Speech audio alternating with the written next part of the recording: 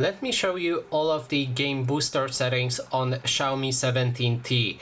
So we're going to start by opening the security app on our device. That way we'll be able to find game turbo options. When we enter it, let me slide the phone sideways so that you can see much better. Also, we're going to zoom in. Then we can click on the gear icon right here, which should show us all of the settings. And the first thing is Game Turbo. You can turn this option entirely on and off. Then you can find in-game shortcuts. You can also enable or disable those options. Content recommendations, remove added games from home screen. That way, if you enable this option and you add games to the game booster, those games won't be available through the home screen, only through the game booster. You can also uninstall games quickly right here, add home screen shortcut for the game booster, and finally add games to the booster as well. Then we can go to performance mode, and then we can enter performance mode options, and we'll be able to find two of them.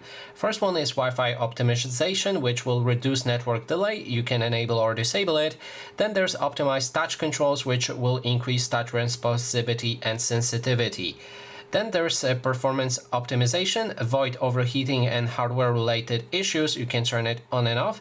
Then we have memory exceptions. If you enable any of the apps right here, they will be able to use memory without any limits. Then there's the MI Wi-Fi speed boost. You can enable it, which will increase connection speed by 10 to 20% when connected to MI Redmi router. So it will only work if you have that specific router. And then we have lower screen brightness automatically.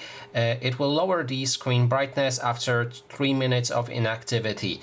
Then in game DND, we can go for enhanced experience, restrict selected system features when playing games, and you can toggle on and off each and every option right here, like auto brightness, eye comfort, restrict screenshot gestures, don't open notification shades as well. Then there's restrict buttons and gestures. You can also turn it on and off. And that is basically everything. Thanks so much for watching.